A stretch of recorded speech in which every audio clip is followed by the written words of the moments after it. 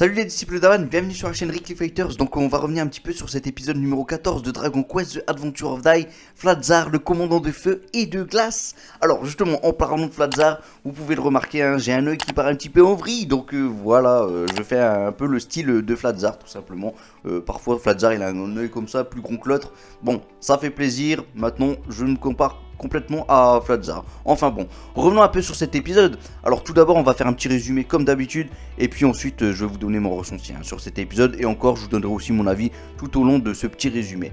Alors justement, en parlant de résumé, on commence l'épisode justement avec un petit récapitulatif rapide qui fait plaisir, où l'on retrouve toutes les aventures, toutes les péripéties que l'on a eues de Dragon Quest jusqu'à présent, et franchement ça faisait plaisir dès le départ. Voilà, parfois il faut faire ce genre de choses, et là je trouvais que c'était plutôt bien passé, puisque voilà, on vient d'en finir avec Uncle, donc il était peut-être temps de justement nous redire un peu tout ce qui s'est passé, et donc voilà, on se remémore tout ça, et ça fait plaisir dès le départ.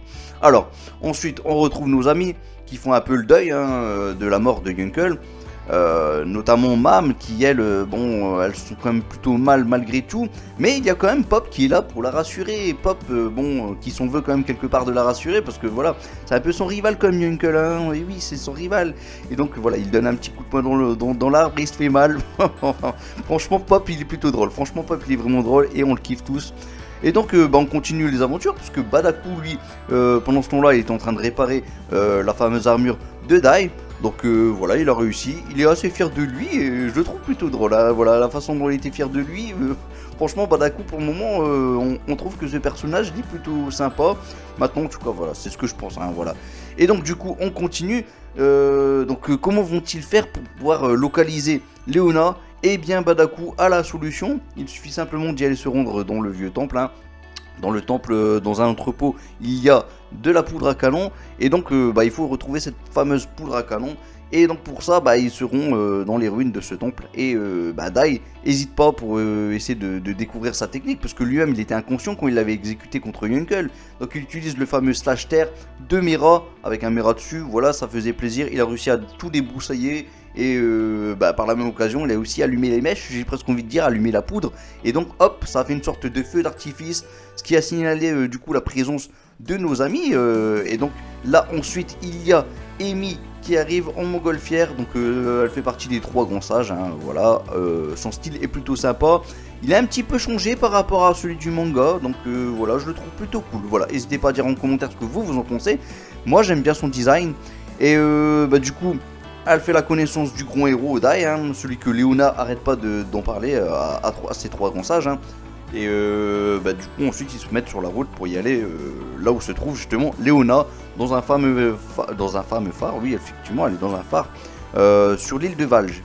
Donc voilà, donc sur cette île il y a quand même une petite protection au niveau de la mer, mais là vous inquiétez pas, ils sont en montgolfière. Voilà, cette protection c'est une sorte de gros tourbillon, donc voilà. Disons qu'en bateau, ça aurait été un peu compliqué de pouvoir s'y aventurer. Et donc ensuite, on voit qu'il y a 3 soldats qui se disputent.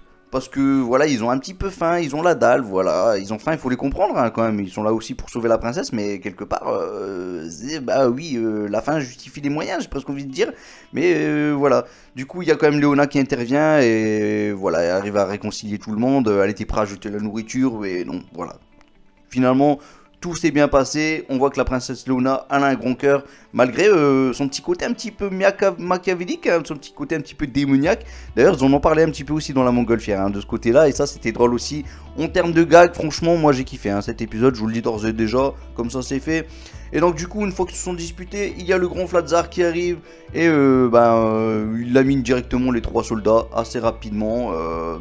Il me semble quand même que dans le manga, on s'en est fini complètement des soldats. Là, ils sont juste gelés, leur armure elle est cassée, et puis c'est tout, quoi, ni plus ni moins. Mais c'est pas mal, c'est déjà pas mal. Je pense que à ce niveau-là, je trouve ça même mieux. Voilà, tant mieux que les soldats, en tout cas, ils sont encore vivus. Je sais plus s'ils étaient encore en vie ou pas dans le manga, et pourtant j'ai lu le manga il y a pas tout récemment. Hein. J'ai lu les 37 tomes d'affilée comme ça, bam, voilà, je me suis dit, allez, pour commencer bien l'année, pour reprendre voilà, les bonnes habitudes, on relit Dragon Quest, et franchement, ça m'a fait super plaisir. Enfin bon, ça c'était la petite aparté. Du coup, il y a quand même les 2 autres grands sages qui sont quand même là pour protéger la princesse, donc Apollo et Marine. Donc voilà, ils sont pas là pour rien. Ils font une petite exécution de leur Merazuma et du Yador Ruko. Et franchement, ça ne fait pas effet. Ça ne fait pas effet. Et au contraire, ça aide un petit peu Fladzar. Et donc Fladzar, bah, pour leur montrer un petit peu le niveau, bien entendu, il utilise sa technique la plus sophistiquée. Et oui, le Flinger Fan Bomb, donc c'est l'équivalent de 5 Mirazuma, 1, 2, 3, 4, 5 dans une seule main.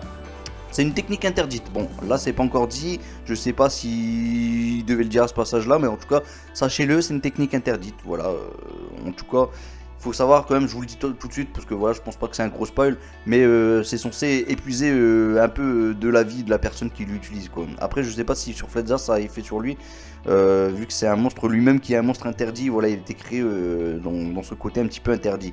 Enfin bon, du coup maintenant il a mis au tapis Apollo et Marine. Apollo qui avait quand même utilisé une bonne petite protection, j'ai plus le nom en tête, mais ça ressemble à Bahamas ou un truc comme ça, le nom de sa protection. Super stylé, c'est le seul à savoir l'exécuter, hein, il me semble dans le monde de Dragon Quest, hein, en tout cas dans tous les personnages que l'on connaîtra.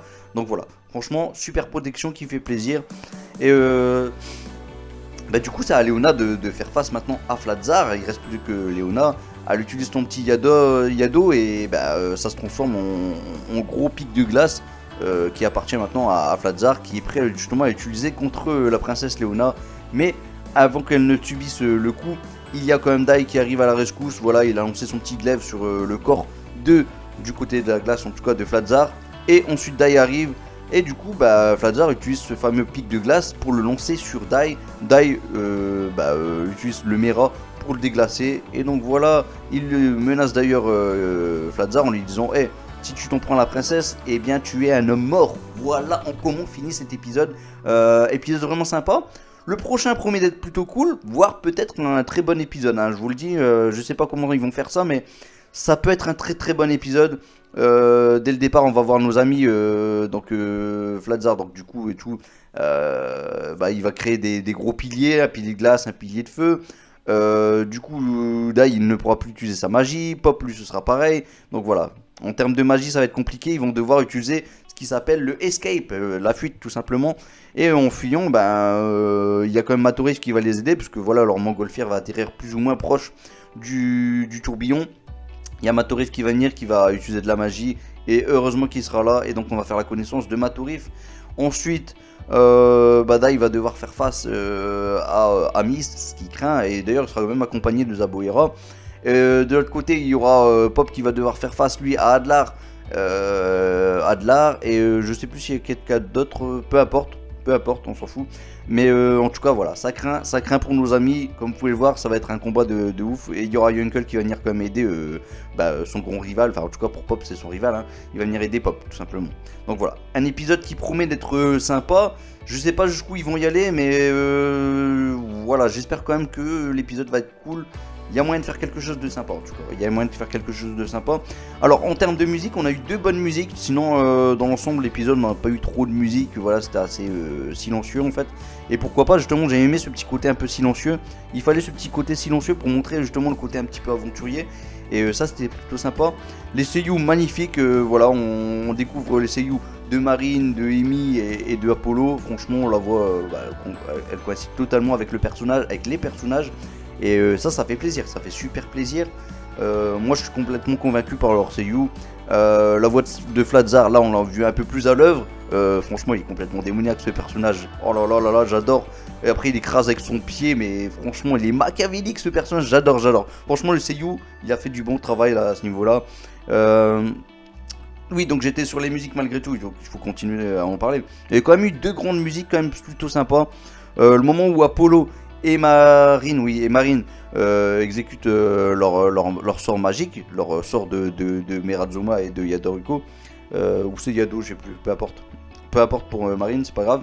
Mais du coup, ce moment-là, il y a eu une petite musique de tension. On sentait que finalement Fladzar prenait le dessus. Surtout, on sentait que c'était un petit peu la fin des haricots pour nos amis, nos grands sages, Marine et Emi. Et ça, on l'a ressenti avec cette musique. C'était vraiment plaisant. Moi, ça m'a fait plaisir.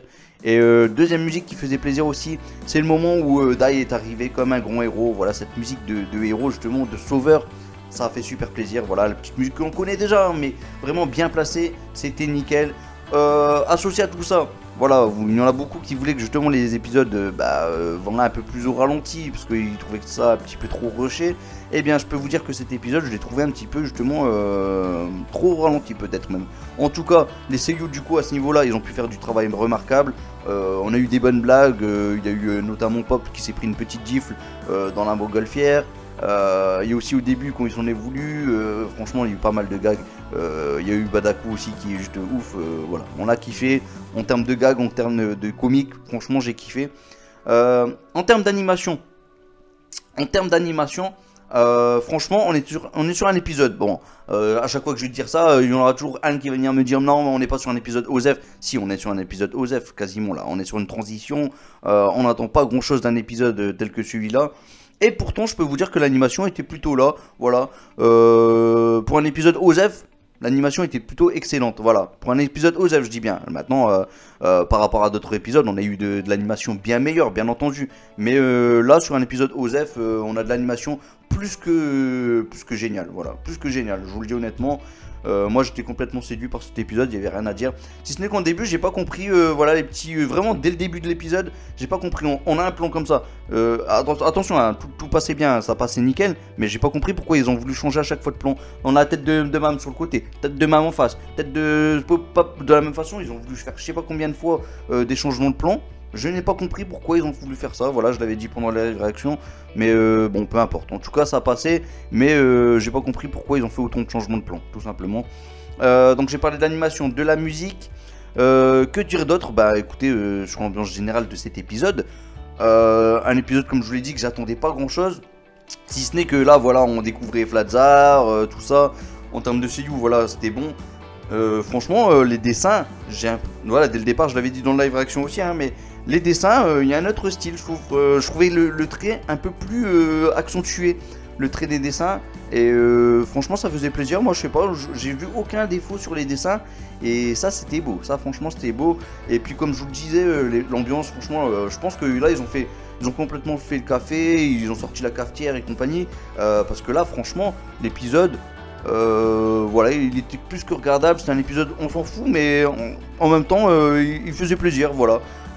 C'était pas un épisode que j'attendais grand chose, voilà. Le prochain, je l'attends un peu plus au tournant, par contre, je vais pas vous mentir. Si ce n'est qu'en termes d'animation, bof, peut-être le moment où Matori va venir les sauver, à la limite, j'attends quelque chose de plutôt sympa. Maintenant, après, il faut voir jusqu'où ça va aller. On aura aussi un petit peu au début, peut-être Pop à l'action, en action, donc ça pourrait faire plaisir aussi d'avoir une bonne petite animation. En tout cas, pour l'instant, je suis assez séduit. Le Finger Flame Bomb en animation était plus que correct. Le duo Apollo Marine, franchement, ils étaient efficaces. Donc voilà. Bon, j'ai assez parlé, je pense. Sinon, je vais tourner autour du pot. Voilà, je pense que j'ai tout dit. Le petit Mira aussi de Dai était plutôt cool. Et la petite punchline de fin de Dai, franchement, c'était une belle façon de finir l'épisode. Même si j'aurais préféré que ça finisse voilà, au moment que Matorif les aide, sans qu'on voit justement Matorif. Ça aurait pu laisser un peu de suspense. Maintenant, voilà, l'épisode a fini comme ça. Comme d'habitude, il finit d'une belle façon. Franchement, je pense que c'est des experts à ce niveau-là. Ils savent comment gérer les épisodes. Et franchement, je dis chapeau. Et voilà. Si je devais donner une note de 10 sur 10 en tout cas, je donnerais la note quand même de 7 sur 10 parce que même si c'est un épisode OZEF, c'était quand même bien réalisé et tout était là, les musiques étaient placées à des bons moments. Quand il n'y avait pas de musique, c'est qu'il fallait pas en mettre, voilà, parce que il fallait quelque part il faut quand même parfois écouter les petits bruits de feux d'artifice, même si c'est pas des feux d'artifice, peu importe, hein, c'est plus de la poudre à canon qui explose, mais voilà, c'est parfois bien d'avoir du silence et là je pense qu'ils ont géré à ce niveau là. Voilà. Bon bah n'hésitez pas à dire en commentaire ce que vous en avez pensé de cet épisode que j'ai trouvé plutôt sympa, hein. Et puis on se retrouve en commentaire, voilà. N'hésitez pas aussi à vous abonner si vous avez aimé cette petite review, si vous avez aimé aussi le petit live que j'ai fait sur la chaîne Masen Correction. Prochainement on va faire des reviews aussi sur Nanatsu no Taisai, je vous invite à regarder. On va faire aussi des reviews sur Monko Kishiki, je ne sais plus quoi là, en gros c'est les 4 cavaliers de l'apocalypse quoi, la suite de Nanatsu no Taisai. Donc voilà, je vous invite aussi à venir voir tout ça sur ma chaîne principale. Et puis je vais faire des live réactions aussi sur la chaîne Mason Correction. Donc voilà, n'hésitez pas à jongler entre les deux chaînes. Je sais que c'est un petit peu embêtant, mais voilà. C'est comme ça, c'est pour éviter les strikes tout simplement, hein. Voilà, bon je pense que j'ai assez parlé, on se retrouve en commentaire. Et moi je vous laisse un Masenko en espérant qu'il vous guide vers la victoire. Et aussi un mes droits.